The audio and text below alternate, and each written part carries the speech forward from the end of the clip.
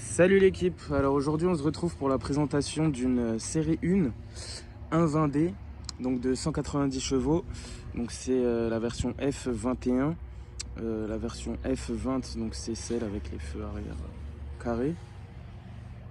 Donc c'est une version de 2016, voilà donc tout en full black quoi, avec les jantes en noir.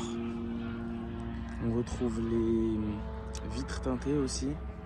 Le petit béquet, assez sympa. Les étriers en bleu.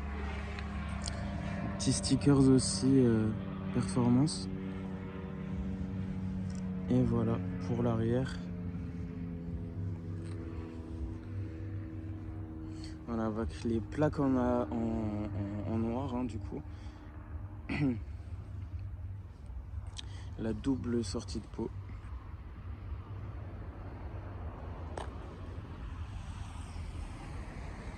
Et voilà pour ce qui est de l'extérieur. Alors là c'est vrai que les jantes elles ressortent un peu en noir anthracite, gris non, noir anthracite, noir mat.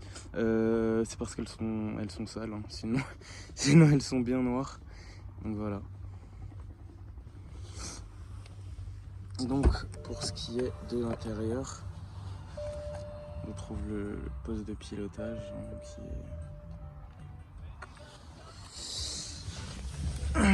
qui est assez sportif dans l'ensemble. Donc voilà, on a ici l'écran hein, avec tout ce qui est radio, etc. Ici, on retrouve tout ce qui est pour gérer la climatisation avec les sièges chauffants. On trouve ici, hein, avec 3 positions. Le keyless, le système keyless. Hein. Donc là, on peut voir la petite clé. On démarre avec ce petit bouton. Le start and stop qui est bien sûr toujours en position désactivée. Et voilà, à l'intérieur. Donc pour ce qui est des sièges, on retrouve des sièges en Alcantara qui font sport, hein, assez sport. Des petits accessoires hein, qui ont été rajoutés ici comme ici. Voilà.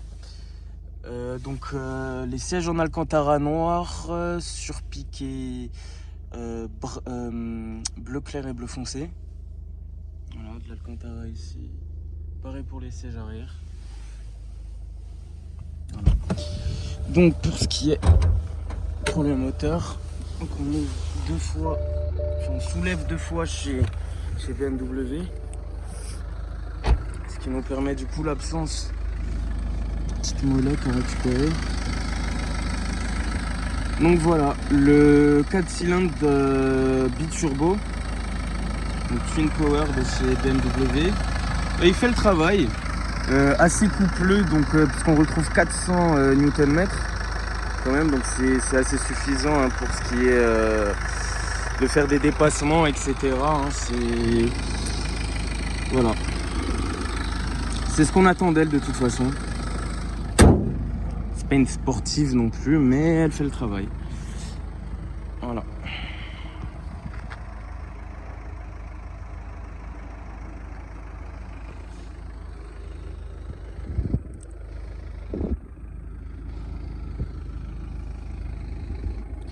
Alors on va faire un petit essai.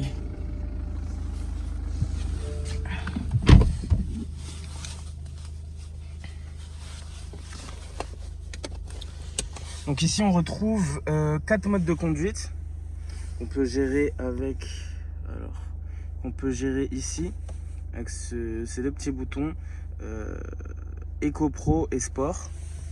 Donc voilà, donc là je suis en confort hein. Quand vous démarrez vous êtes automatiquement en confort. En appuyant ici sur Eco Pro, on descend du coup en Eco Pro. Donc qui active le start and stop s'il avait été désactivé automatiquement. J'ai eu un peu de mal à comprendre pourquoi le start and stop s'activait à chaque fois, mais bon voilà. Le mode confort, le mode sport ici, et le mode sport plus, donc qui désactive toutes les donc dynamique, traction, contrôle activé, et qui désactive du coup toutes les aides à la conduite. Alors on retrouve ici le petit pommeau de vitesse, donc c'est une boîte automatique Donc là on est en drive. Un coup en avant, on est en neutre. Et ensuite, quand on prend ce petit bouton en main, on active la marche arrière. Voilà. Voilà pour le mode séquentiel. Donc on monte et on descend. Voilà. Alors je vais me remettre en mode confort. Et voilà, c'est parti pour un petit tour. Alors c'est une boîte double embrayage de 8 rapports. Donc super souple, hein, on sent pas les passages de vitesse. Comme dit, la boîte fait le travail, elle est assez réactive.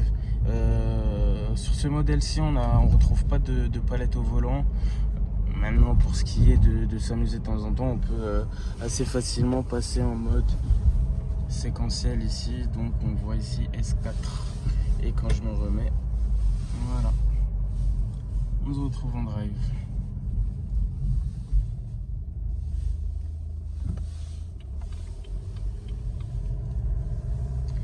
Donc voilà pour ce qui est de l'essai de cette voiture. J'espère qu'il vous aura plu. Je pourrai aller un peu plus profondément dans les explications, etc. Notamment ici, hein, pour ce qui est de l'écran.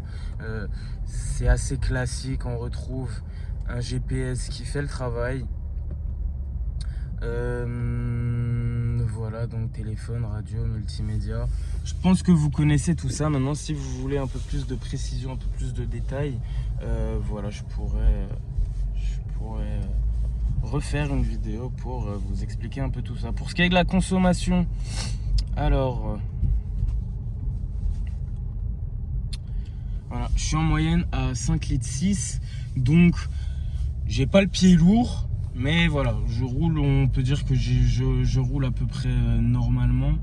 Donc on a un réservoir de 52 litres, ce qui nous fait un plein à environ 70 €. Et avec ce plein là on pourra faire 900 à 1000 km ou descendre à 800 ou 700 km. Voilà, ça dépend vraiment de comment on roule. Voilà.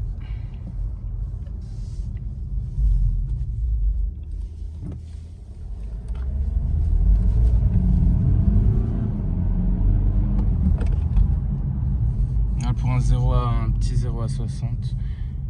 Donc voilà.